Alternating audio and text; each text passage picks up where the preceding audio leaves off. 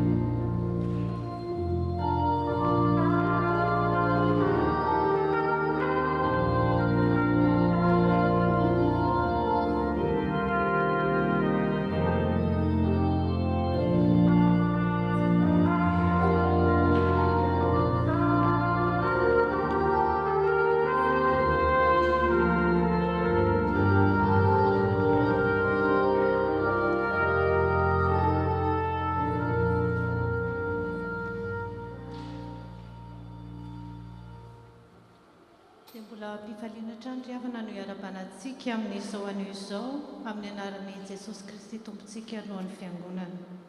Alahady 9 Jona 2024 iarahan'ny fiangonana manamarika ny isan-taonan'ny sampana sekoly ny ten'Andriamanitra ary koa ankalazana iara-banany iray tratra izao fetiny iray izao dia arapaina manoka amin'ny anaran'i Jesosy Kristy ny iray rehetra tonga manatrika etony. Ny lohahevitra izay hitondrana izao fampivavahana izao dia nalaina avy tao amin'ny Ezekiela 7:10, ny andininy 2 sy 7 izay mifankitoy izao amin'ny anaran'ny Tompo. Izao no amboly ary dia andratsana sy amovo ahitana fialofana eo amin'ny alokalona.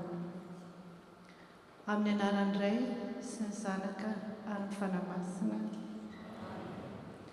Fideran'Andriamanitra dia raha antsika mamaky ny Salamo 130, ny andininy 1 ka hatramin'ny 7 sy ny andininy 120 ka amin'ny fefamaliana no amakitsika izany. Miderahan'i Jehovah fa tsara izy. Miderahan'i Jehovah fa avo indrindra izy. Miderahan'ny Tompony Tompo. Izy irery no mpanao fahagagan-dehibe izay nanao ny lanitra tamin'ny fahendrena, izay namelatra ny tany ho ambonin'ny rano, izay nanao ireo fanazavana lehibe, dia ny masoandro no mpanapaka ny andro, ary ny volana sy ny kintana no mpanapaka ny alina. Mideraha-Andriamanitra ny lanitra. Dia mbola irahantsika mipentso ny hira firana fanampiny 5. Oh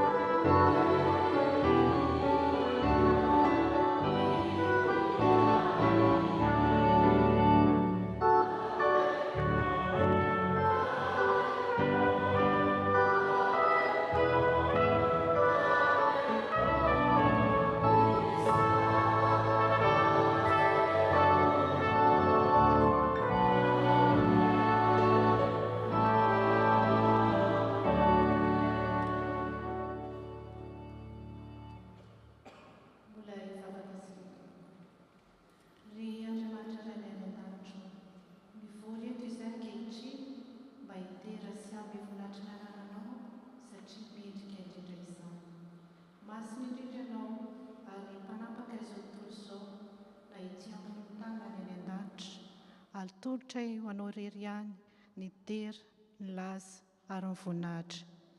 Misaotra amin'ny fitiavanao tsy mety ritra.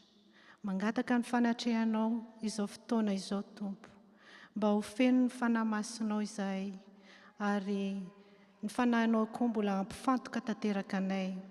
Rakofo ny fahasoavanao izao toerana izao sy izay rehetra manatrika eto, mba ho ankasitrahanao izay rehetra ifampizaranay anio ary azo hery izay entinay miatrika ny andavanandronay sy ho vavolombelonao amin'izay rehetra ataonay. Amen. Afaka mipetraka amin'ny fiangonana.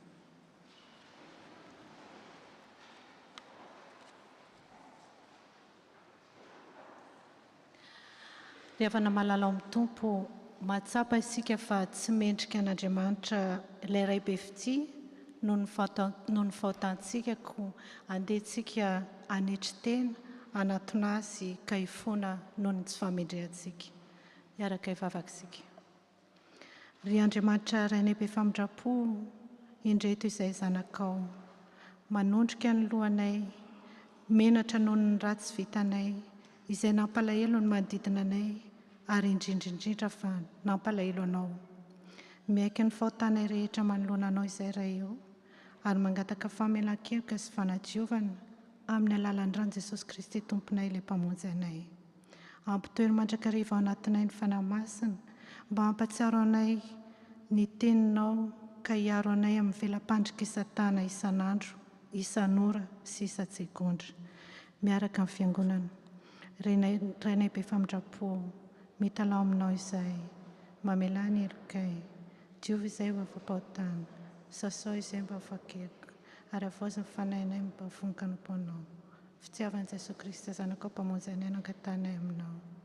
Amen. Dia mbola rahantsika mihira ny hira efa voatondro.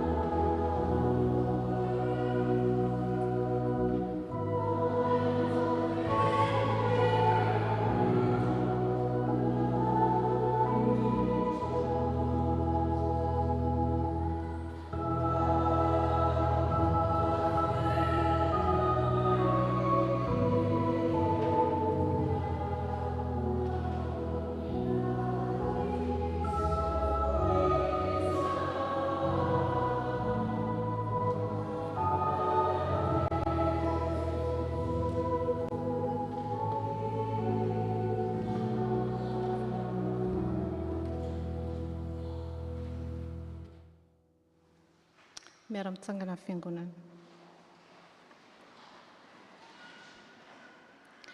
Koa satria efa niaiky ny fahotantsika tamin'ny fontsika tokoa isika dia ianoy ary ny teny famelan-keloka izay nomeny tompontsika. Na dia mandra-pantitra ireo aza dia tsy miova aho, ary mandra-pahafotsy volonareo dia izao ihany no isahirana mitondra anareo. Izao no nanao ka izao no hitrotro, eny izao no hitondra sy hanafaka. Fa fahasoavana no namonjena anareo amin'ny finoana, tsy avy aminareo izany fa fanomezana avy amin'Andriamanitra, tsy avy amin'ny asa fa andrao isy ireare. Voavela ny elokareo no ny anara-masina mideran'ny Tompo. Amen. Ary satria efa navelan'Andriamanitra eloka isika dia afaka mandray sitrapony tiano tanterahana antsika amin'ny fanarahana azy, enoy ry havana malala ny teny manambara izany amintsika. Mifahara ary ka sikiny fahamarinana valahanareo, amin'ny tafiny rary ny fiarovan-tratra, ary kiraroy ny fahavonona-panahy avy amin'ny filazantsara ny fihavanana ny tongotrareo. Ary ho fanampin'izany rehetra izany dia tany ny finoana ho ampingy izay azahoanareo hamono ny zana-tsipika amin'ny rehetra rehetra izay alefan'ilay ratsy. Ary raiso ny famonjena sy ny fiarovan-doha sy ny tenin'Andriamanitra ho sabatry ny fanahy. Dia mbola iarahantsika manao ny hira fahafito amby 780 ny andininy 2 sy 3.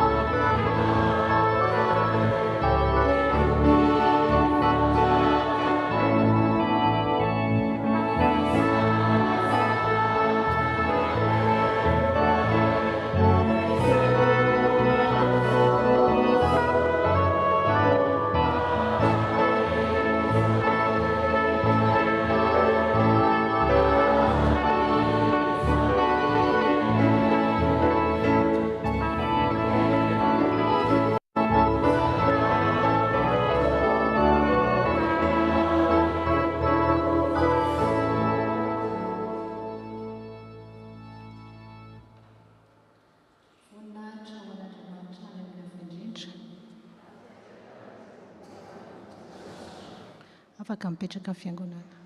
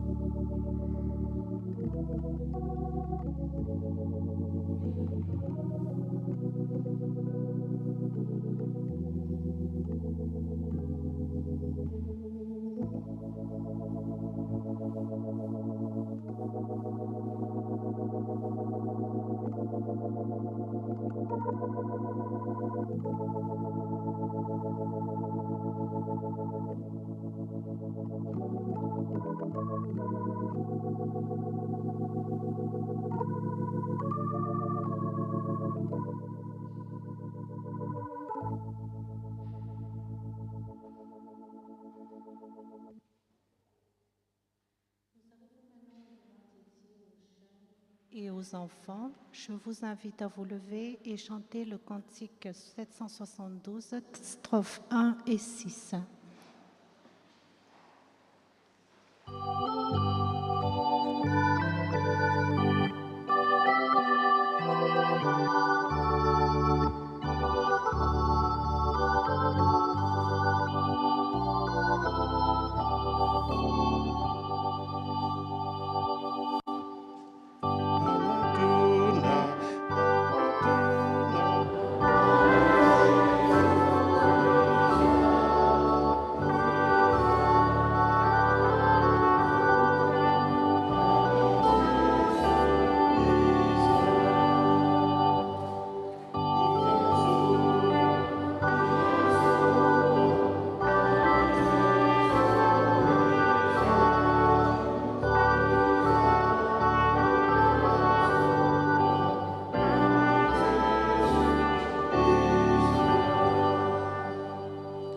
Vous pouvez vous asseoir.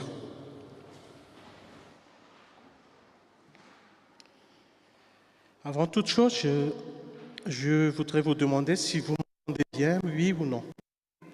Oui? Le doigt, s'il vous plaît, les enfants et les jeunes. Très bien. Et maintenant, il faut bien écouter en plus. Parce que voilà le message qui nous est attribué aujourd'hui. C'est dans le livre d'Ézéchiel, chapitre 17, verset... C'est pas marqué. Donc, Ézéchiel, chapitre 17, verset 23, que je vais lire au nom de Jésus. Je le planterai sur une montagne élevée d'Israël. Il étendra ses branches et portera des fruits. Et il deviendra magnifique. Toutes sortes d'oiseaux habiteront dans sa ramure et viendront nicher à l'ombre de ses branches. Je répète, je le planterai sur une montagne élevée d'Israël. Il étendra ses branches, deviendra un cèdre et viendront nicher à l'ombre de ses branches. Amen.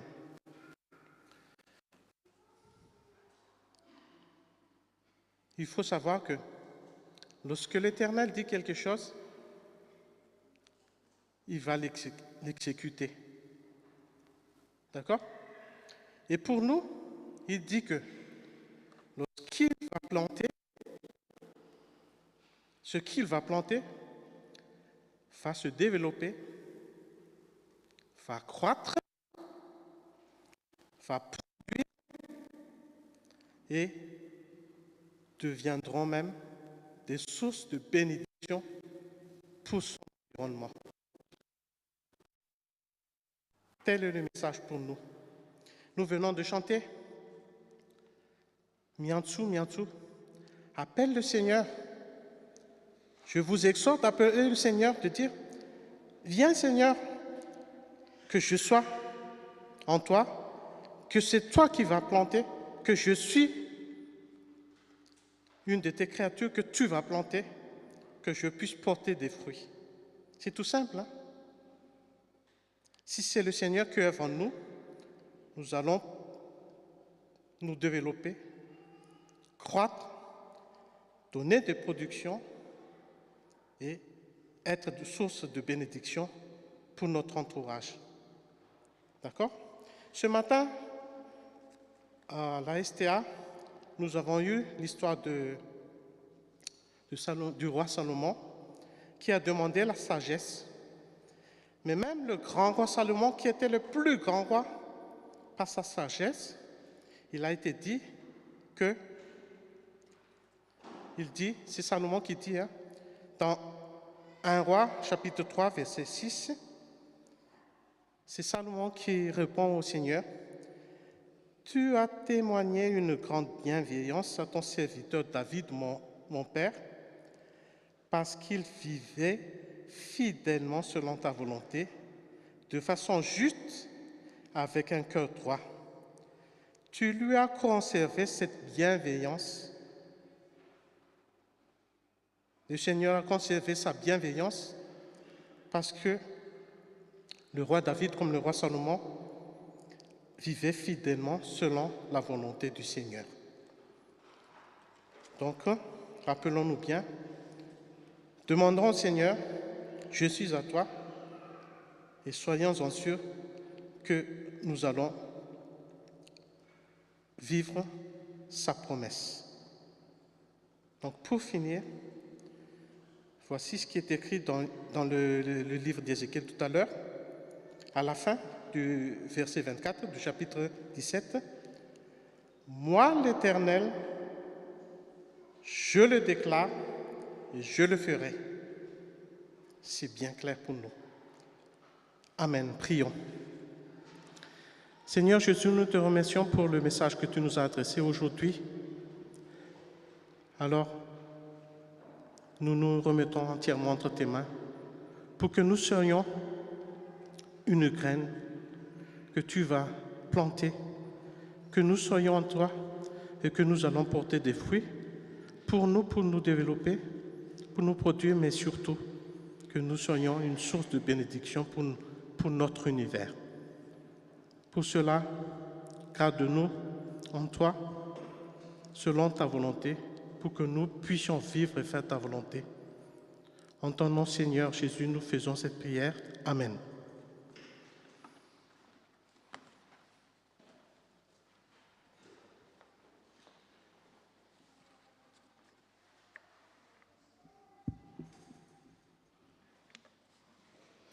Dia tonga eo amin'ny fotoana ianoantsika ny tenin'Andriamanitra, makina ny teny sy ianona ny hafatra isika izao ka irahantsika miretona ny hira izay efa voalahatra.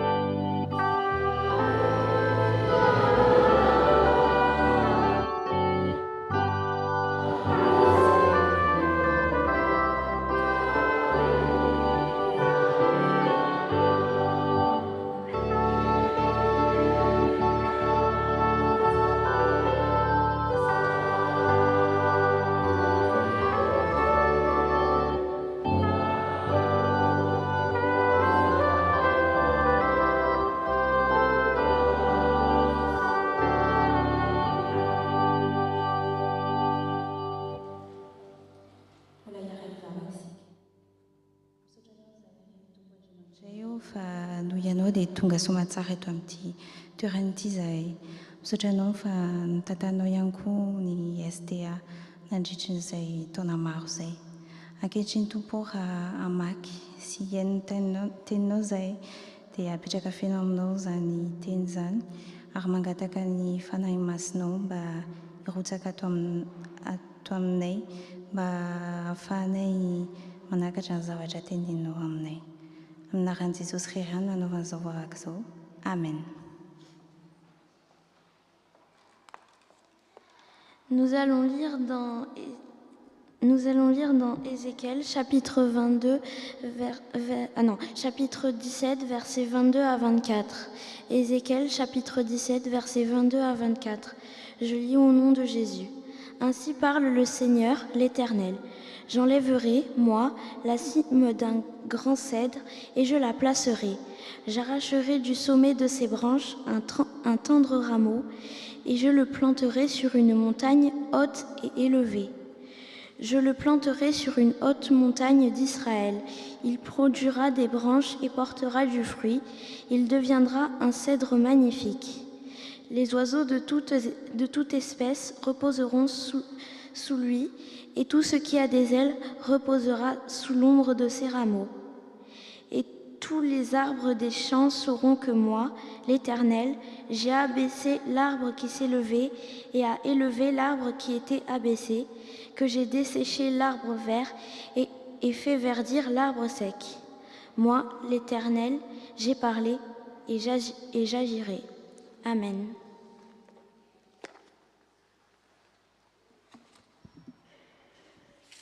Nous poursuivons la lecture dans 2 Corinthiens, chapitre 5, versets 6 à 10. 2 Corinthiens, chapitre 5, versets 6 à 10. J'ai lu au nom du Seigneur. Nous sommes donc toujours pleins de courage. Nous savons que tant que nous demeurons dans ce corps, nous sommes loin de la demeure du Seigneur. Nous marchons en effet par la foi et non par la vue. Nous sommes pleins de courage et nous préférions quitter ce corps pour aller demeurer auprès du Seigneur. Mais nous désirons avant tout lui plaire, que nous demeurions dans ce corps ou que nous le quittions. Car nous devons tout comparaître devant le Christ pour être jugés par lui. Alors chacun recevra ce qui lui revient, selon ce qu'il aura fait en bien ou en mal durant sa vie terrestre. Amen. Je vous invite à vous lever pour terminer la lecture dans l'évangile de Marc. Marc, chapitre 4, versets 26 à 34. Marc, chapitre 4, versets 26 à 34. Je lis au nom du Seigneur. Il dit encore, « Voici à quoi ressemble le royaume de Dieu. Il est semblable à un homme qui jette de la semence en terre. Qu'il dorme ou qu'il reste éveillé, nuit et jour, la semence germe et pousse sans qu'il sache comment. En effet, d'elle-même, la terre produit d'abord l'herbe, puis l'épi, Enfin le grain, tout formé dans l'épi. Et dès que le fruit est mûr, on y met la faucille, car c'est le moment de la moisson. Il dit encore, « À quoi comparerons-nous le royaume de Dieu? Ou par quelle parabole le représenterons-nous? Il est comme une graine de moutarde. Lorsqu'on la sème en terre, c'est la plus petite de toutes les semences qui sont sur la terre. Mais lorsqu'elle a été semée, elle monte, devient plus grande que tous les légumes et développe de grandes branches, de sorte que les oiseaux du ciel peuvent habiter sous son ombre. C'est par beaucoup de paraboles de ce genre qu'il leur annonçait la parole, dans la mesure où ils étaient capables de l'entendre. Il ne leur parlait pas sans parabole, mais en privé, il expliquait tout à ses disciples. Amen.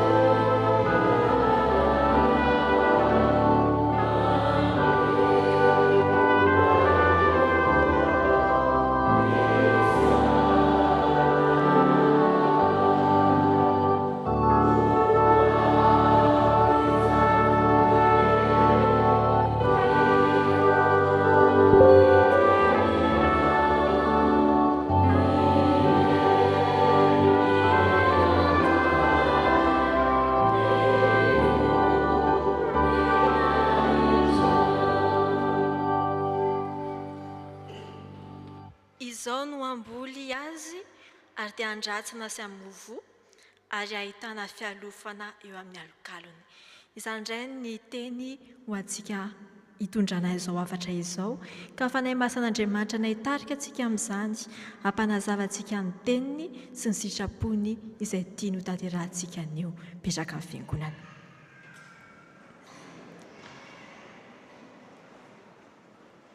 Izao no amboly azy ary dia andratsana sy amovo ary ahitana fialofana eo amin'ny alokalony. Izany indray ry havana ny lohahevitra no safidian'ny sampana sekoly ny ten'Andriamanitra ho antsika ho anio, izay notsongaina tamin'ny teny faminanian'i Ezekiela, Ezekiela 7:20 ny 2:20 ka hatramin'ny 4:20. Io lohahevitra io moa dia miresaka momba ny tanan'Andriamanitra mpanjaka izay mamboly sy mampitombo mba hanolotra fialofana sy fanambinana ho an'ny mponina manontolo. Ao anatin'ity fanoharana ity izay nampiasain'Andriamanitra hanehoana ny asany eo amin'ny fiainantsika dia mahita fampanantenana momba famerenana amin'ny laoniny ny fitomboana ary ny fialofana isika. Io fampanantenana io dia tsy voafetra eo amin'ny hoe zanak'Israely ihany fa miapaka amintsika rehetra ihany koa ankehitriny amin'ny diantsika ra-panahy amin'ny fiainantsika miaraka amin'Andriamanitra ary ny anjara andrentsika ao anatin'ny fanjakan'Andriamanitra. Mba hanazavana sy hanamafisana izany dia mbola hijery ny fomba nambolen'Andriamanitra sy nampitomboany ary nampiasainy ny mpino tsirairay ho amin'ny asany masina isika.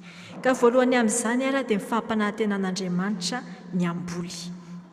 Ao amin'ny Ezekiela 7:20 dia mampiasa fanoharan'Andriamanitra mba hanehoana ny fifandraisany amin'ny zanak'Israely, ka nampitahiny tamin'ny asany voromahery lehibe izay naka rantsana tamin'ny hazo sedera ka namboleny teo amin'ny toerana avo sy mahavokatra izany.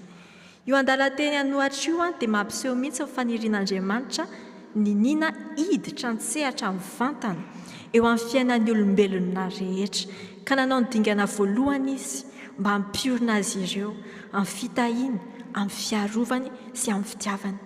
Ny 2:20 izay lazan'andriamanitra hoe izao mihitsy no akaratsakazo tanora iray eny antendro ny avy sedera ary amboleko izany. Izany teny izany dia manambara mihitsy ny fiandrianan'andriamanitra sy ny fiahiny ampifahavitriana ireo izay nofidiny. Rehefa milaza ny tena no mpamboly ny tompo dia tsy fanoharana momba ny fambolena ihany no asehony eto fa ambony zavatra rehetra ny fiandrianany sy ny fikasany feny famindra-po ho amintsika zanak'Andriamanitra rehetra. Toy ny mpamboly rehetra dia mikarakara izy.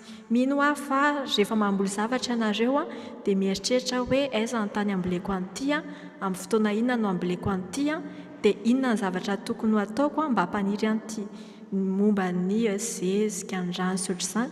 Ka tahaka an'izay koa Andriamanitra, rehefa manomana izy hoe amboly dia manomana fotsika rehetra fanadiovana sy fampahirizana antsika amin'ny alalan'ny teniny sy ny fanahy masina izay atao hoe karazana zezika zany ho antsika. Maneritra ny vato misakana ra-panahy izy ary manomana antsika andray ny voniny izay manome fiainana. Tahaka ny zava-maniry eo amin'ny zaridaina izay voakarakara tsara, Andriamanitra dia mamelona sy mitarika ary miaro ireo izay mifantoka aminy sy mifatotra aminy. Ity fanoharana momba ny zaridaina ity dia manatitranitra lalina ny fifandraisana akaiky sy ny mahatokana fifandraisantsika amin'Andriamanitra. Fantany tsara isika tsirairay avy ireo, fantany tsara izay ilayntsika mba hiroborobotsika amin'ny fiainantsika ra-panahy sy amin'ny fiainantsika andavanandro. Izy no manome antoka fa ny tsirairay dia mahazo izay rehetra ilainy mba hitombohany eo amin'ny fiainany sy hitombohany ara-panahy. Ary fantany ny zavatra izay ilayntsika mba hamoha bebe kokoa isika vonahiny ireriany. Ao amin'ny Salamo toko 1:7 dia mahita olo-marina oharina amin'ny hazo nambolena eo amboron-drano isika. Asehon'io fampitahan'io fa tsy nambolen'Andriamanitra ny olona fa tsy nambolen'ny aiza n'aiza fa nisafidy toerana izy. Ninona napetraka teo amboron-drano io azo io mba anehoany toerana izay mahavokatra tsara sy feno rano mba hitombony. Izany dia manambara ny fikasan'Andriamanitra hiantoka tsy ny fahaveloman'ny hazo ihany fa ny fanambinana ny hazo amin'ny fanomezana azy tsy tapaka ny rano izay ilainy mba hivelarany indray. Ary toy izany koa ny eto amin'ny Ezekiela dia tena mampiseho mihitsy ny Andriamanitra hoe manao zavatra hampavitriana sy fanahiniana amin'ny fitombontsika tsirairay avy mba hivelatra isika rehetra izao. Ary amin'ny fanamparitanana ny teniny ny mpamboly dia manatitranitra izy fa tsy mijery ny fiainantsika ra-panahy ihany fa tena hoe mirotsaka an-tsehatra mihitsy izy mba hampiorina antsika ao anatin'ny toe-javatra mety handrosoantsika. Midika izany fa mifidy hampahendrena sy hampitiavana izy ireo toe-javatra izay fantany fa hampandroso antsika, hampitombo antsika ara-panahy fa amin'ny fiainantsika manontolo mihitsy. Ary manome antoka sahady izy fa hanome izay ilayntsika rehetra ahafahantsika mamoha ho amin'ny voninahiny. Ny faharoa dia ny fitomboana sy ny famoazana. Ny 7:20 ny amin'ny Ezekiela teo dia mamaritra ny dingana ny fitomboana ra-panahy izay atomboka sy tanteran'Andriamanitra eo amin'ny fiainan'ny zanany tsirairay avy. Rehefa mamboly olona Andriamanitra dia tsy havelany kisendrasendra izany fa manolo tena mihitsy izy, anao izay ivon'ireo fambolena ireo, anao izay avokarany.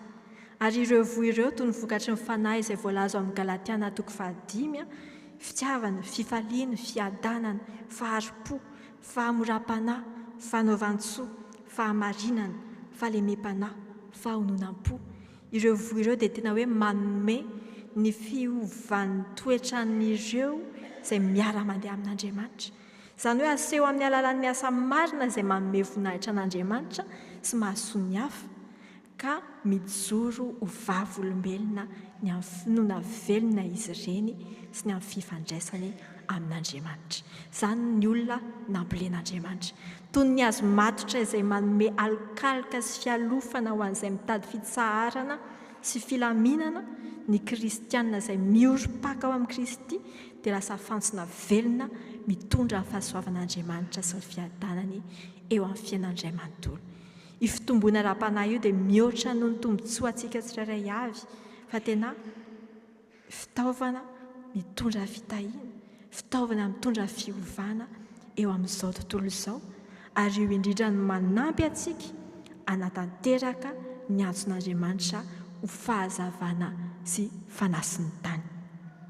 Ka ny fitombon'ny sampany sy ny famoahany voa zany, araka ny asehon'i Ezekela, dia mifanaraka tsara amin'ny fanoharan'i Jesosy, indrindra amin'ny voatsinapy ao amin'ny Marika 4 izay nivakiantsika teo, tahaka amin'ny fanomboan'ny fanjakan'ny Israely, fanjakana mikely, saingy tsy misy dikany io mason'izao tontolo izao, dia mitombo be izany eo ambanin'ny fihevitr'Andriamanitra, mba hialofana ho an'ireo fanahy izay mitady famonjena sy mitady fahamarinana. Ary toy izany koa fitombontsika rehetra ireo, matetika manomboka amin'ny fanetretena, tsy maintsy metry aloha izay vao atombo, dia miaraka amin'ny voan'ny kely izay nambolena tao am-pontsika tao, dia natanjahan'ny tompo nampaniriny ao anatintsika, ka anka lasa mitombo isika ara-panahy ary mitombo isika ara-pinoana, miatanjaka tsikelikely rehefa mamaly ny fitarihana masina isika ary miara-miasa ampavitrana amin'ny fanahiny. Ireo sampana mivelatra ireo dia tena hoe maneho ny fandrosoantsika amin'ny finoana sy ny fahalalana an'Andriamanitra. Kolokoloana any alalan'ny teny velona sy ny amin'ny asa fanahy ireo izay manova antsika. Izany ny dadin'Andriamanitra raha hoe namboly izy ampitombo antsika. Ary tahaka ny azo izay miatanjaka amin'ny fakany lalina, dia ny fitombontsika no miankina amin'ny fifandraisantsika amin'Andriamanitra isan'andro. Ka izay ny ilaina ilay hoe mila an'Andriamanitra isika ampitombo antsika mba hahafahantsika miroborobo indray mamoa vokatra be. Ka ny dingana tsirairay amin'izany zany dia tena hoe maneho mihitsy ny fiovantsika manontolo ao anaty ary ny fahafahantsika mitombo mba hamovo ara-panahy. Ao amin'ny filazantsara ny Jaona 5:12, Jesosy dia maneho mihitsy ny tenany ho tena voaloboka ary mpampianatra fa ny sampany. Ny mpianatra dia ny sampany. Izany hoe mino isika rehetra ireo dia tsy maintsy miray aminy mba hamobe. Io fanoharana io dia manatranitra amin'ny fitomboana ra-panahy sy ny fahavokarana mikoriana amin'ny firaisana amin'ny Kristy. Tsy afaka mitombo isika riavana raha tsy miray amin'ny Kristy, ary tsy afaka mamoa ihany koa isika raha misaraka aminy. Fa matitra amin'ny teny eo amin'ny Ezekely io hoe fahafahana mamoa dia miankina amin'ny vatana ny fifandraisantsika amin'Andriamanitra. Ka an'io dia mipetraka amin'ny fanontaniana hoe manahoana moa fifandraisako amin'Andriamanitra? Tena hoe mametraka fotoana ho azy tokoa ve amin'ny fiainako manontolo? Mireserve fotoana hamakiko ny tenin'Andriamanitra ve asa tsy? Sa dia hoe lasa manjary habitude fotsiny ireny zavatra ireny? Ka izay ny zavatra hoe ampatahivin'Andriamanitra ao antsika an'io hoe mila miankina tanteraka aminy isika, mila mifantotra aminy isika raha toa ka hoe te haniry fo be. Ka mitoetra ao amin'ny Kristy dia mitaky ny fandraisana tsy tapaka ny fiainany, ny fahendreny, ny heriny, amin'ny alalan'ny vavaka, ny fisaintsainana ny teniny ary ny fankatoavana ny fampianarany sy ny sitrapony. Satria tsy maintsy miray amin'ny voaloboka ny sampany mba hahazahoana ranom-boaloboka mamelona, dia tahaka izay koa isika tsy maintsy miray amin'Andriamanitra mba hiova sy hamokatra be. Ka noho izany ary na dia hoe matetika aza hoe tsy fantatritsika amin'ny planin'Andriamanitra, na dia hoe tsy mifanaraka amin'ny sitrapontsika azy, tadio hoe izy mahalala ny zavatra mety amintsika, ka ireny zavatra ireny indrindra no ataony vo ampitomboana antsika ra-panahy. Ary io tantara io dia mampirisika antsika mihitsy ny anana finoana mavitrika sy maharitra ao amin'Andriamanitra, na dia tsy hitantsika avy hatrany aza amin'ny vokatry ny asany, izy manana ny fotoanany, fa ny anjarantsika dia manaiky dia manatanteraka ny sitrapony. Ary mampatsiahy antsika ireo fa miasa amin'ny kely sy fitiavan'Andriamanitra ka manatanteraka ny fikasany foana izy na oviana na oviana. ary amin'ny fanasana antsika hitoky lalina amin'ny fadokiny dia manantitrantitra ny fahaiza-manova fontsika manontolo ny vo izay madinika ny finoana mba hankatoavantsika ny asany ampandrosoana ny fanjakana. Izany dia mampirisika antsika mihitsy hoe aritra mivavaka ny fandalinana ny teniny sy ny fanoloran-tenantsika miainga amin'ireo izany fa tsy afaka mandeha tsotro izao ary manjary fanatanterahana fikasan'Andriamanitra. Amin'ny fandraisana ny fomba fijery io dia tena matanjaka isika amin'ny diantsika ra-panahy miaina amin'ny mpanantenana sy fahatokiana fa Andriamanitra dia mita izay natombony ao anatintsika sy eo anivontsika ho voninahiny sy hahasoantsika mandrakizay. Ka rehefa nambolena ary isika ny roborobo dia afaka manjary modely sy fialofana ho an'ny hafa. Ka ny tapany farany amin'ny Ezekela 7:7 ny 7:7 izay manao hoe ao amin'ny alokaloky ny rantsany no hitoerany dia miteraka fanoharana momba an'izany fiarovana natolotry ny azo izany. Io fanoharana io dia mifandrify amin'ny fiantraikan'ny fitombontsika ra-panahy eo amin'ny manodidina antsika.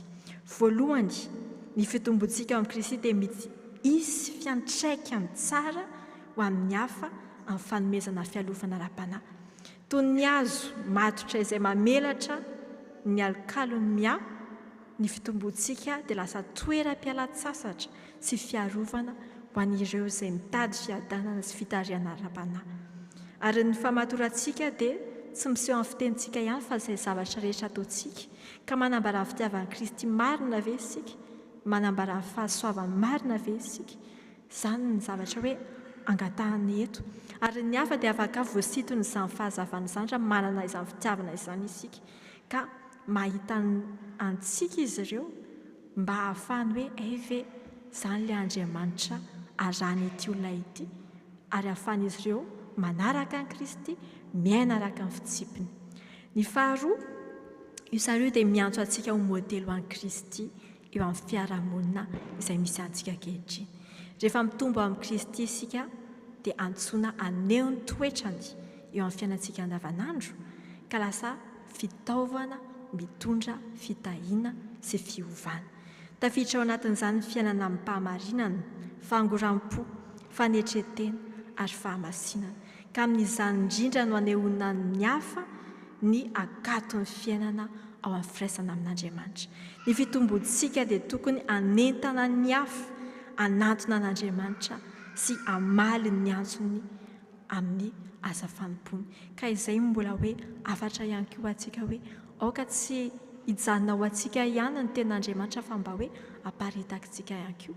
Satria ny tompo dia tiany mba ho avitra ny olona rehetra ka anjarantsika ihany koa no mizara izany filazantsara izany mba hitarihana an'ireo olona rehetra izay tsy nandray azy mba handray azy sy hiaina izany fiainana lehibe sy tsara miaraka amin'Andriamanitra izany. Ary amin'ny mampahana radian'i Kristy antsika dia ny fitaomana tsara ataontsika manodidina antsika dia fanoloran-tena hiaina mifanaraka amin'ny fampianaran'i Kristy. Ary rehefa maneho an'ireo voreo isika dia lasa vavolombelona velona amin'ny finoana azo tamin'ny alalan'i Kristy. Lasa manintona fijoroana vavolombelona nanantsika misarika ny hafa ho amin'ny fahazavana fitiavan'Andriamanitra ary manentana ny fitombon'izy ireo ihany koa ao amin'ny fiainana miaraka amin'ny Kristy sy mahafakan'izy ireo hitombo ara-panahy. Ary fanampin'izay ny fahafahantsika ho tonga fialofana ara-panahy ho an'ny hafa dia mihamafy rehefa mitombo eo amin'ny Kristy isika. Ka araka ny voalazan'i Ezekela dia tian'Andriamanitra isika rehetra ireo mba ho loharan'ny fitahiana ka hanome fampiononana sy fiarovana ara-panahy ho an'ny manodidina antsika rehetra. Ary mitahaka ny fanoloran-tenantsika tsirairay avy izany manomboka izao ka mandra-pa alantsika eto. Ka andeha ary isika hitarika mihitsy ny rehetrarehetra, hitombo ara-panahy, anaiky ny von'Andriamanitra sy ny fanampiny mba ahafahantsika mitarika ny hafa ihany koa amin'izany hoe fanjakan'Andriamanitra izany. Mba tena hoe anaraka ny ohatra nasehon'i Kristy isika rehetra ireo ka ho tonga modely tahaka azy amin'ny fitiavana, amin'ny fanoloran-tena ary amin'ny fanekena ny sitrapon'Andriamanitra. hofehiny ary Andriamanitra dia nambola antsika tsirairay mba hitombo sy hamokatra be mba hasondray voninahitra. Ka io fitombony io no dia miseho tsy amin'ny alalan'ny fombafomba raha-mpivavahana ihany fa amin'ny alalan'ny fiovantsika ao anaty aloha ary maneho ny toetran'Andriamanitra. Amin'ny fandehanana ny finoana dia mandray ny lalan'ny fiainana izay napetraka-Andriamanitra isika ary manaraka ny lalan'ny fahamarinana ny fahasoavany ary ny fitiavany tsy misy fepetra. Tahaka ny sarin'ilay hazo nambolena teo amoron'ny rano, ny fitombontsika dia tokony hita amin'ny manodidina antsika ary atsoina isika rehetra ho mpitondra fanantenana sy mpizara ny fahasoavan'Andriamanitra ka manolotra fialofana eo ambanin'ny aloko ny fahasoavan'Andriamanitra ho an'ny hafa.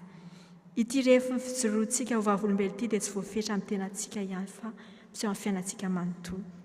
Fifandraisantsika amin'ny hafa, fanoloran-tenantsika ary amin'ny alalan'ny fiainana araka ny foto-kevitry Kristy dia lasa fitaovana fiadana sy fitiavana isika. Ko anio ary andeha isika hijoro vavolombelona ho an'i Kristy tokoa. Anao izany iraka nampanaoviny antsika izany, anasan'ny hafa mba hahita ny fiandrianany sy ny fitafiany mahatoky izay atolony ho famonjenany tsirairay avy. Aoka isika hatanjaka ary aoka isika hamirapiratra eo imasin'ny olona ny fahazavantsika mba hahitan'ny asa soa ataontsika ka hankalazainy raintsika ny an-danitra. Ary aoka isika iorina mafy tsy ho voahozongozona ahefa bebe kokoa hatrany eo amin'ny asan'ny Tompo satria tsy foana tsy akory ny fisasarantsika amin'ny fanomponan'ny Tompo. Ho an'Andriamanitra irery ary ny voninahitra ary ho antsika rehetra kosa ny fitahiana. Amen.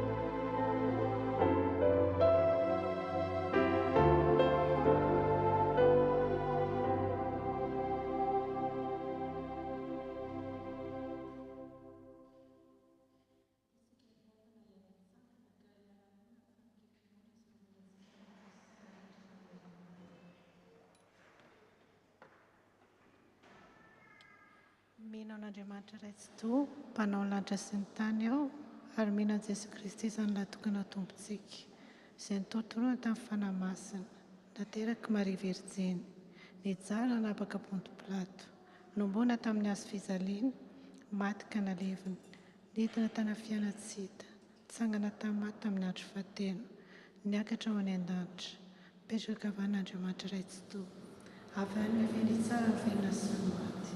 Mino ny fanahy-masina, fialan-masina manerana zotozoa, fiangonana ola-masina, famelan-kelika, fitsanganana tena ny maty, ary ny fialan-mandrakizay. Amen. Mipetraka amin'ny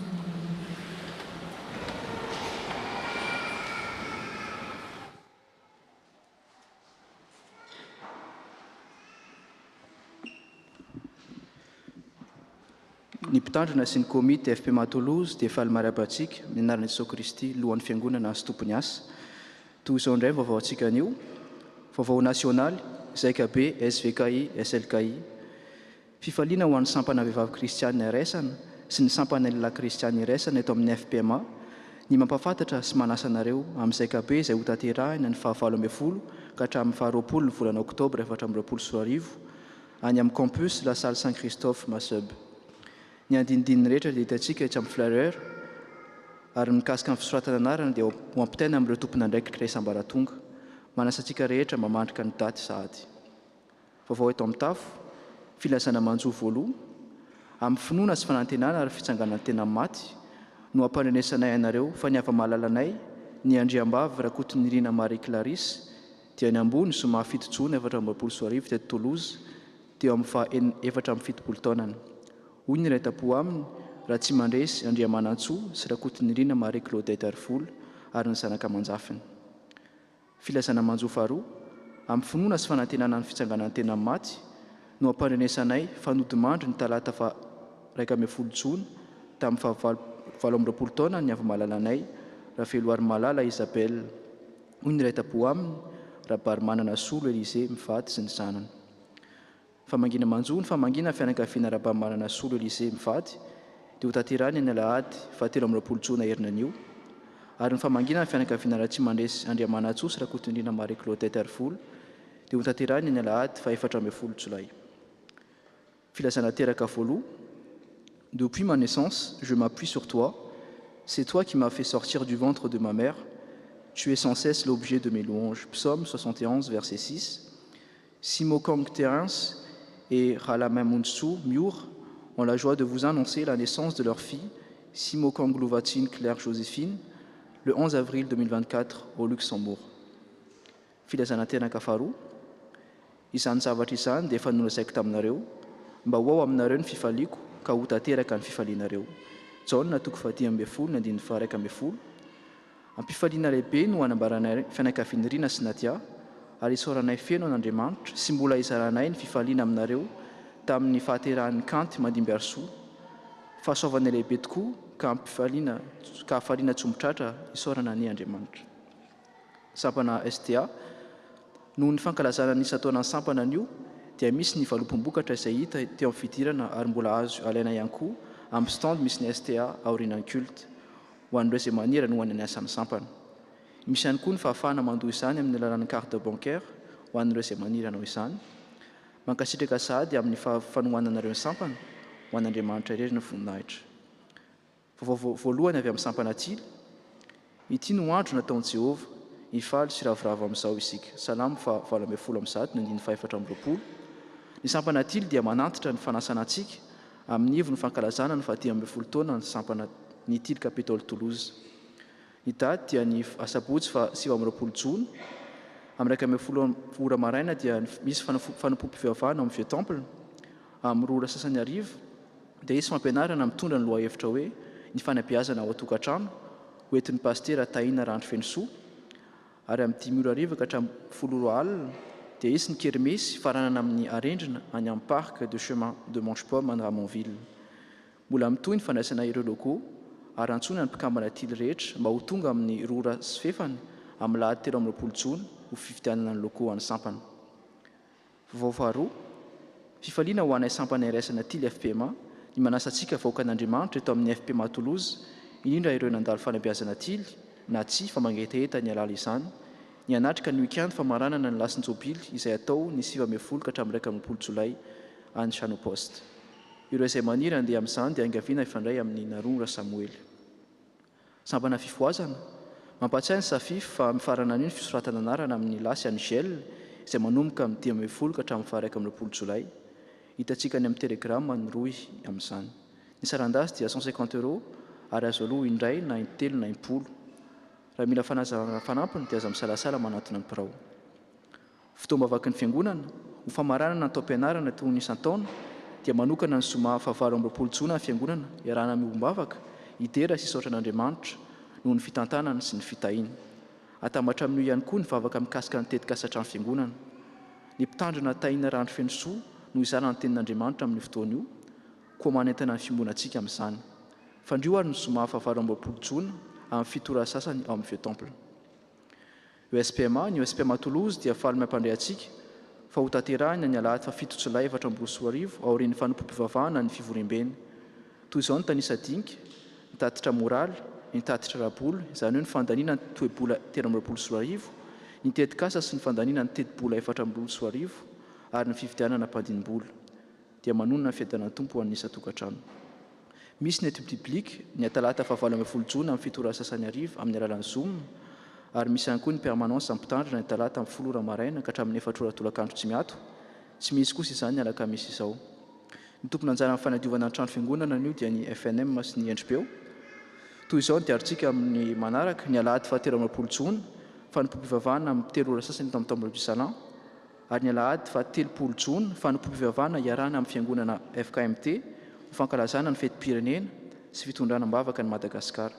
Izany dia atao any amin'ny fiangonana Notre-Dame du Lourdes amin'ny 10 sasany maraina. Misaorantsika naharitra hatramin'ny farany na dia lavalava aza ny vaovao man'Andriamanitra irery ny voninahitra.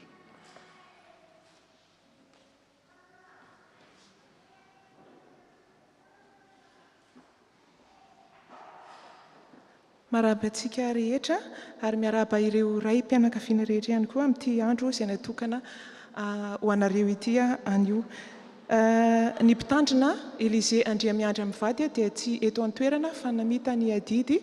Raha fantatritsika dia hatramin'ny omaly ary anio dia misy fankalazana ny jobily fisotrondronon'ny pasteur Charles Rakondondramanana Mivady izay atao any Montpellier ary dia any zany izy mivady hatramin'ny omaly sy androany manatanteraka ny adidy anatin'izany. Misy ihany koa ny solotenantsika teto amin'ny fiangonana hatramin'ny omaly ary misy ihany koa ny androany izay manotrona izany fankalazana izany. Ary dia misy hafatra avy amin'ny ray aman-dreny mpitandrina Élisée ty ho an'ny ray rehetra eto amin'ny FPMA Toulouse. Miaraba ny ray rehetra mahatratra ny andro ny fetin'ny ray hoy John Apostolo hoe manoratra aminareo ray aho satria efa mahalala ilay ray hatramin'ny voalohany ianareo dia ny tompo izany. John voalohany toko 7:7. Ko Andriamanitra ny hatanteraka izay rehetra tokony ho anareo araka ny hareny amin'ny voninahitra ao amin'ny zanaka sy Jesosy Kristy. Filipianina toko 4:7. Dia mirary ny soa rehetra ho anareo ray rehetra. Tonga amin'ny fotoana fiarabanany vahiny isika, ko raha misy miaraka aminay amin'ity anio ity vahiny mandalo na hipetraka eto amin'ny vohitra Toulouse dia angatahana ianareo mba hitsangana ho arabaina ny anaran'ny fiangonana. Tsy misy vahiny sika androany ary dia miroso amin'ny toy ny fandaharana.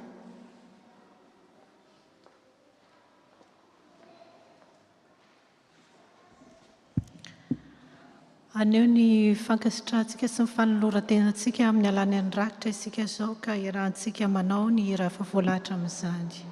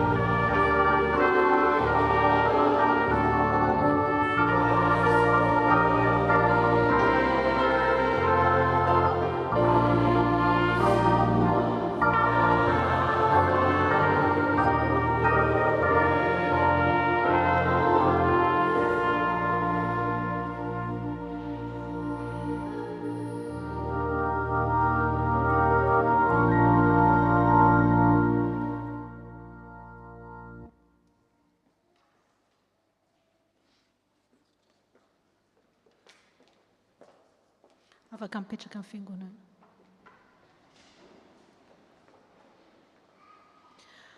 Tonga eo amin'ny fotoana manokana ho an'ny sampana sekoly ny ten'Andriamanitra isika izao, koa mangataka ny filohan'ny fiangonana, filohan'ny sampana izay hitarika antsika amin'izany fotoana izany ary ny mpitandrina.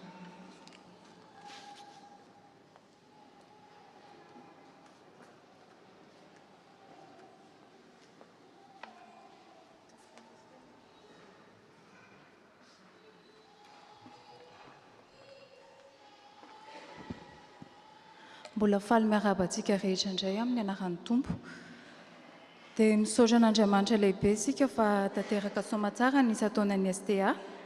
Ny thème niraisiny sampana tamin'ity taona ity moa dia izay hita ao amin'ny Ezekiel, toko fafito ambin'ny folo andininy faharoa amby roapolo ka hatramin'ny telo amby roapolo, mivaky toy izao amin'ny anaran'ny Tompo.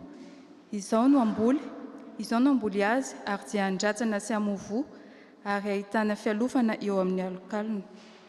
Natomboka omaly moa ny isataonan'ny STA izay natao tamin'ny fiarahana nivoaka tany amin'ny musée du protestantisme any Ferrière araka ny efa fantatsika.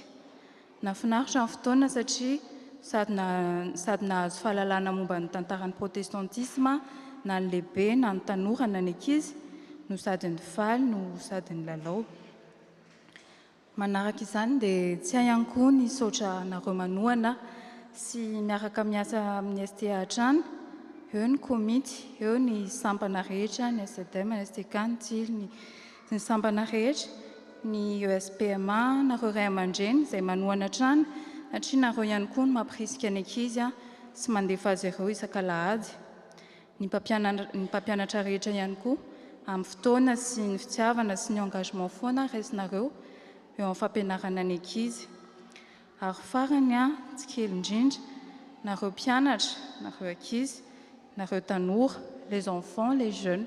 Du coup, merci à vous, merci pour votre amour, merci pour votre engagement pour notre Seigneur Jésus.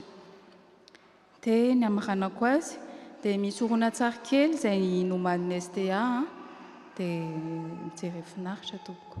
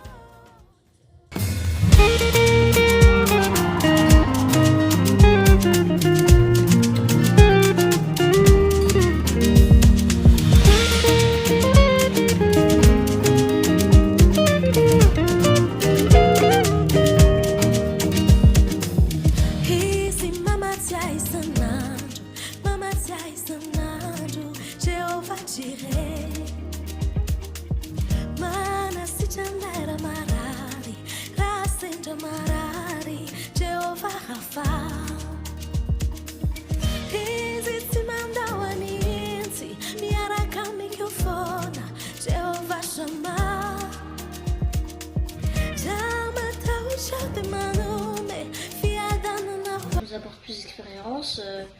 On peut aussi s'amuser en apprenant des choses sur Dieu. On peut être responsable, on apprend à être responsable et on peut s'amuser avec d'autres personnes et pas que chez soi. En tant que STA et TIL, j'apprends la parole de Dieu à la STA. Je pratique la parole de Dieu en faisant les activités, les jeux que les cheftaines choisis au TIL. Alors moi je suis dans la STK et la STA.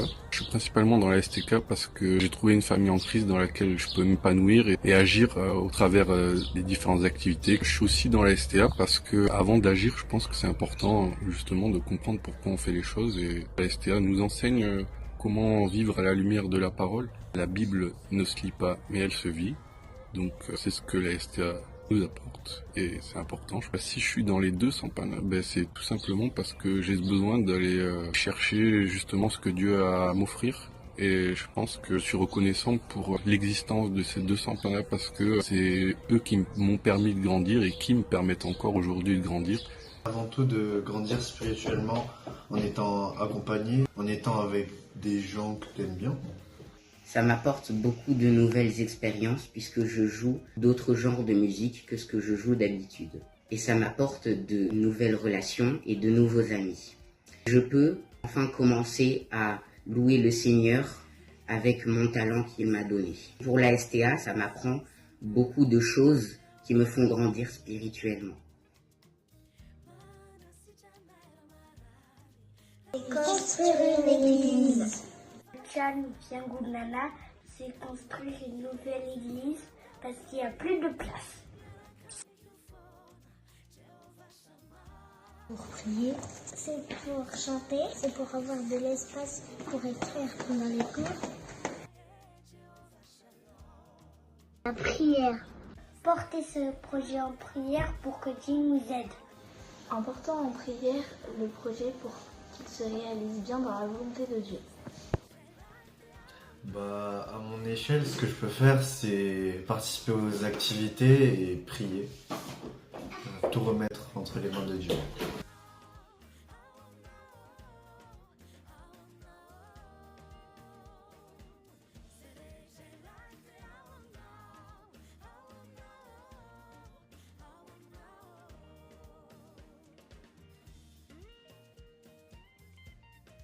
Et pour toi, enfant, jeune ou parent qui hésite encore à participer au cours d'STA, sache qu'il n'y a pas d'âge ni de connaissances bibliques exigées. Un objectif commun nous unit, apprendre et comprendre la parole de Dieu ensemble.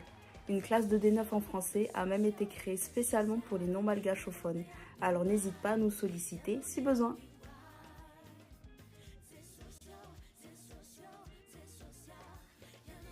Alors, les jeunes, les adultes, si vous avez à cœur de grandir et de faire grandir les autres en Jésus-Christ, même si vous n'avez jamais enseigné, il y aura des formations pour vous et surtout, Dieu vous accompagnera dans cette mission.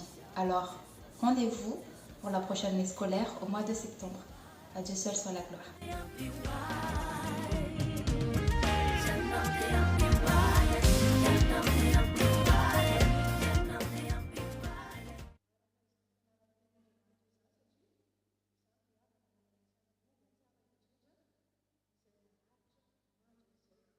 Hafa rehetra rehefa miala eto tany isika dia levona avokoa.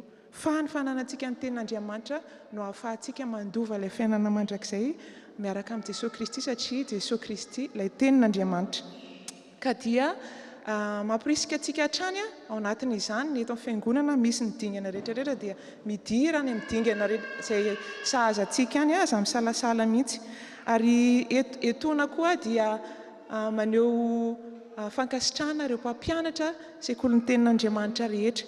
Izy ireny ry havana dia nanolo-tena ary namaly ny antson'ny tompo hampianatra ireo ankizy tanora ary ny olon-dehibe ihany koa hampita ny tenin'Andriamanitra ary tena namaly ny antso izay hoe amana ny ondrin'ny Kristy. Izany no fanekena ataon'ny mpampianatra sekoly ny tenin'Andriamanitra ary mamaly ny antso ihany koa izy ireo mandehana ianareo dia ataovy mpianatra ny firenena rehetra ary fahano ny ondriko. Ka dia amposihana mandrakariva ianareo ampaherezina amin'ny fanantanterahana ny asa fanompoana izay ataonareo ary tsarovy fa tsy foana tsy akory ny fikelezanareo any amin'ny tompo fa tena anisan'ilay toriteny teo zany hoe anisan'ny manampy ny fandraisan'ny tsirairay avy ny tenin'Andriamanitra ny zavatra fampianarana entin'ny mpampianatra sekoly ny tenin'Andriamanitra. Ka dia mahereza indrindra. Dia izay no avy amin'ny fiangonana zany hoe sika rehetra hiditra antsehatra hiditra tena any amin'ny kilasy izay sahazatsika ary antsoavo ihany koa an'ireo izay hiditra mpampianatra ary mahereza indrindra ny mpampianatra sekoly ny tenin'Andriamanitra. Dia fampiherezantsika ny sampana dia hitehaka isika ao anatin'izany.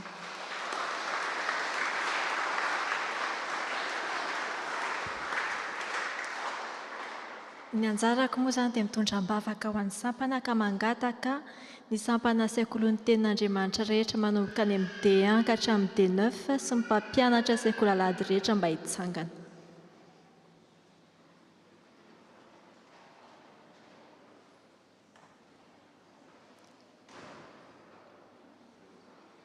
Prions.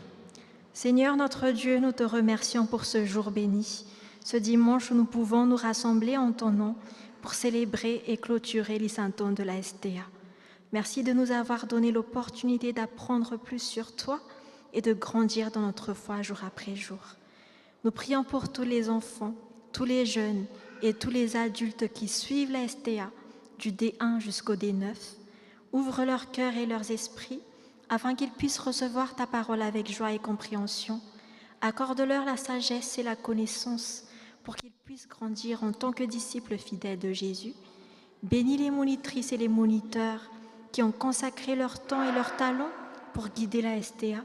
Donne leur patience, amour et inspiration afin qu'ils puissent transmettre ta vérité de manière claire et engageante.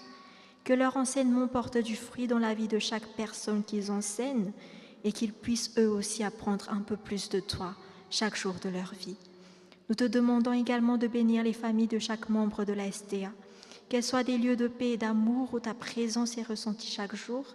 Donne aux parents la force et la sagesse pour élever leurs enfants dans la foi et dans leur enseigner ta parole chaque jour. Que cette journée soit une source de bénédiction et de renouvellement pour nous tous. Au nom de Jésus, nous prions. Amen. Vous pouvez vous asseoir.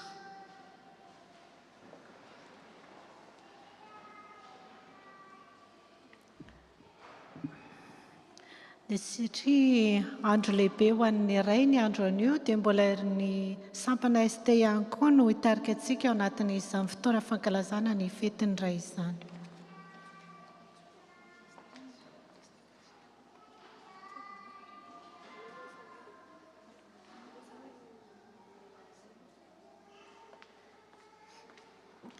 Dia mbola mamerina fiarabananareo iray mpianakaviana rehetra indray amin'izao andronareo izao.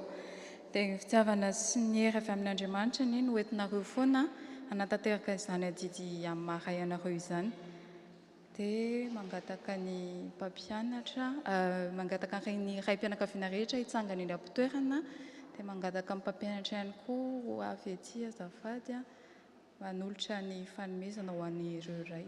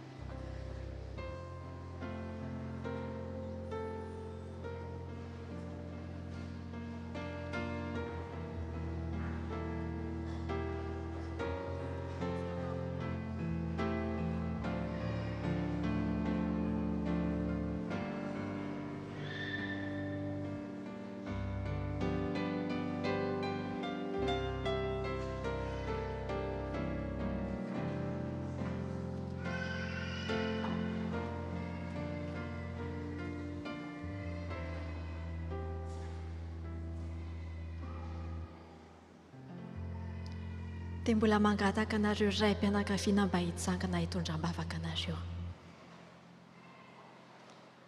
Hivavaka isika. Tompo Andriamanitra, amin'izao andro natokana ho fankalazana amin'ny fetiny raim-pianakaviana izao, dia misaotra anao izahay no nanomezanao anay reto ray ireto, izay nitari-dalana anay tamin'ny fahendrena sy fitiavana, na fohy tena sy nanohana isan'andro amin'ny fianakaviana. Omeo hery sy fahasalamana izy ireo mba ho tena modely amin'ny finoana sy an-tsaram-panahy.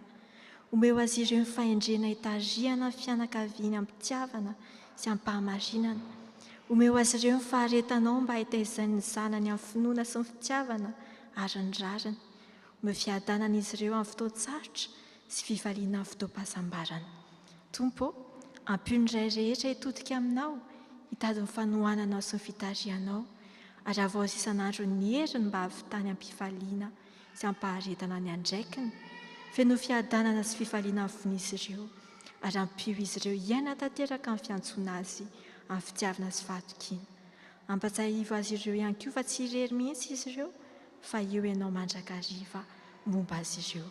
Amin'ny anaran'i Soa Kristy no angatahana izany vavaka izany. Amen. Mahazo mipetraka anareo.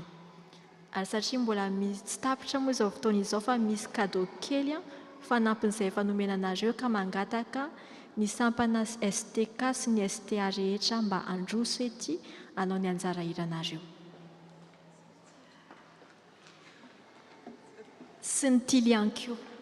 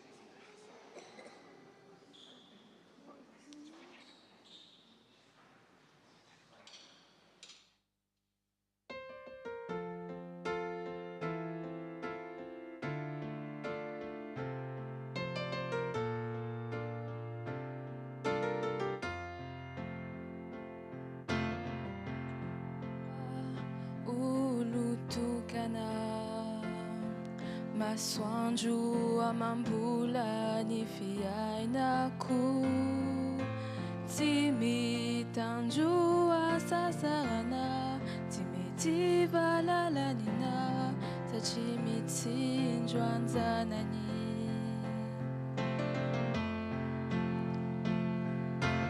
Dada be fitiavana, nazava ny fiainako, ny afide ny afianao, nanao zay azonao natao, isaorako hoe ny anaranao.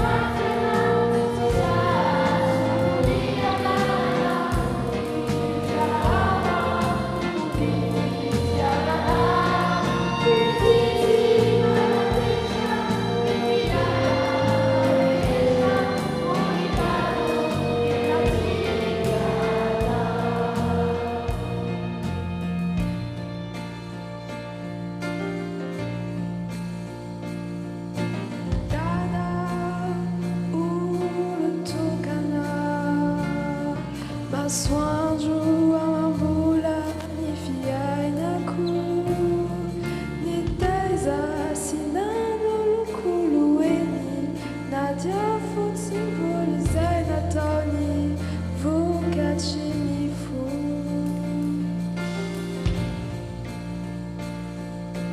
Dada be fitiavana, tirona nazava ny fiainako, nananatra nampianatra ny kolo fantsatra fitiavana.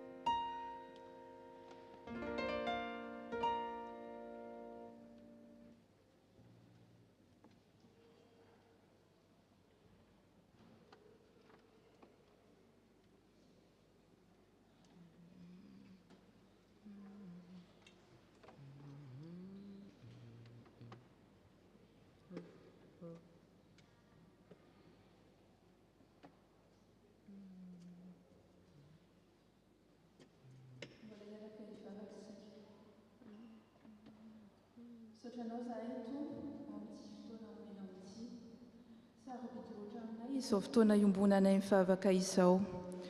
Andriamanitra avipetraka tokoa ianao kanefa iva fijery, ny sofinao tsy lalindalovana fa mare ary ny tananao tsy fohy fa mavonjy. Hoy ny teninao hoe ninona angatahanareo amin'ny anarako dia ataonao izany ary mba ankalazana ny ray eo amin'ny zanaka. Koa ankehitriny Tompo, amin'ny finoana sy ny fahasahiana no anandratanay izao vavaka fangatahana izao. Vavaka izahay Tompo ho an'ireo raim-pianakaviana rehetra maneran-tany. Tompo, ampaherezao ane izy ireny amin'ny adidy sy andraikitra izay antsoroany eo anivon'ny tokantranony. Tafioery izy ireo ary fenoiny fanantenana ho an'izay reraka sy kivy. Arotsay amin'ireo izay marisarisa ra-panahy Tompo ny fanainao masina. Ianao ane ampitoetra ny fanahy ny fahendrenao ao amin'ny raim-pianakaviana rehetra. Hijery manokana ireo izay voagetsany zava-pisotro mahamamo ianao Tompo, ny sigara, ny zava-mahadomelina maro samihafa, na lahy izany na vavy, mba ho afahanao ane izy ireny, satria raha ny zanaka tokoa manafaka dia ho afaka izy ireny. Tompo, mba vangio sy abdio ane izay lasa misitaka sy mandao ny ankohonany, fitiavanao ane hitoetra ao amin'ny tokantrano rehetra. Ampahereza ihany koa Tompo ireo raim-pianakaviana miady rery eo amin'ny fiainana, ary ireo izay kamboto Tompo mba tafio ny fitiavanao. Ianao ilay Andriamanitra lehibe fitiavana ane ampionina azy ireny. ary tsy mba hamela azy ireny ho kambotsy. Vavaka ihany koa izahay Tompo ho an'ireo izay marary, na ny atokantrano izany na ny amin'ny hopitaly. Ianao anie hanome fanasitranana azy ireny. Mivavaka ho an'ireo izay namoa malala ihany koa izahay Tompo, ireo izay misedra fahoriana, ireo izay misedra fitsapana mafy eo amin'ny fiainana. Hoy ny teninao Tompo, aty amin'izao tontolo izao no ahitanareo fahoriana fa matoki izao efa naresy izao tontolo izao. Tompo, hijery azy ireny anie ianao ary tsy afoha izy ireny eo amin'ny fiainana iray manontolo. Entinay eo aminao ihany koa Tompo ny asa fitoriana ny filazantsara manerana izao tontolo izao. Indrindra fa ny sampana malalanay dia ny sekoly ny tenin'Andriamanitra. Tsy hiverina foana aminao anie ny teninao Tompo raha tsy matateraka izay nandrahanao azy. Hitahy sy ampitombo ny sekoly ny tenin'Andriamanitra anie ianao eto amin'ny FPA Matolozy sy ny FPMA rehetra ary ny fiangonana rehetra maneran-tany. Mivavaka aminao izahay Tompo ho an'ny firenena ihany koa. Vavaka ho an'i Madagasikara tanindrazanay izahay Tompo. Taio Tompo ireo ezaka rehetra izay efa natao ho fampandrosoana izany firenenay malalanay izany. Omeo mpitondra Tompo ny fatahorana anao sy ny fitsumbinana amin'ny vahoaka rehetra tsy hankanavaka. Mivavaka izahay Tompo amin'ny firenena izay nametrahanao anay dia la Frantsa izany. Indrindra amin'izao akatoko ny fifidianana izao mba tsy misy ho tanteraka fa tsy ny sitraponao irery ihany. Fo dia fo Tompo ny fisainanay ary mety misy latsaka na tsy araka ny sitraponao izay notoneninay dia hifonanay aminao. Ianao Andriamanitra mahay manome mihoatra izay heverinay anie, androtsaka ny fahasoavanao tsirairay avy amin'ny isam-batan'olona ary ampitoetra ny fiadananao amin'ny tokantrano sy ny olona rehetra. Ary maminay indrindra Tompo izany vavaka izany raha tambatray amin'ilay vavaka nampianarinao manao hoe: Ranay ao izay any an-danitra, ho amasinana ny anaranao, ho tonga ny fanjakanao, atao any sitraponao, ety an-tany tahaka ny any an-danitra, omeo any anonona na sahazahoanay. Mamelany elokay, tahaka ny amelanay izay meloka taminay. Aza mitondra anay amin'ny fakapanahy, fa manafahanay amin'ny ratsy.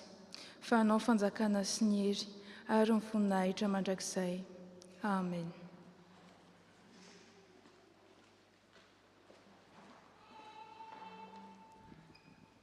Dia mbola misaotra an'Andriamanitra isika ary havana fatateraka somatsara izao fampompivavana izao, izay amaranana ihany koa ny isan-taonan'ny STA, ary mbola mamerina ny fiarabana ho anareo iray mpianakaviana rehetra. Mialohan'ny hafatra sy ny tsodrano dia mbola hoerantsika eo am-pitsanganana ny rafanampy 7:20, ny andiny voalohany alohan'ny hafatra ary ny andiny fahaefatra kosa ao aorianan'ny tsodrano. Amen.